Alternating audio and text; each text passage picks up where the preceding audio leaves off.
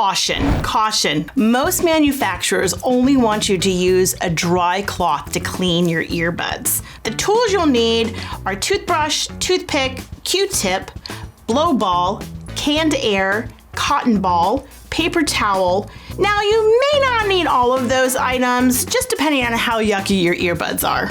When cleaning your earbuds, use the less is more approach. Start off small, work your way up. First, you're gonna wanna lay down a paper towel to catch all the large pieces of debris. Don't worry, you'll thank me later. Remove the rubber ear tip if possible. Wipe the rubber with a microfiber. For harder earbuds, use the harder tools like a toothbrush or a toothpick. For softer earbuds, choose a Q-tip, a soft brush, a toothbrush, or a cotton swab. Wipe all large pieces on that paper towel.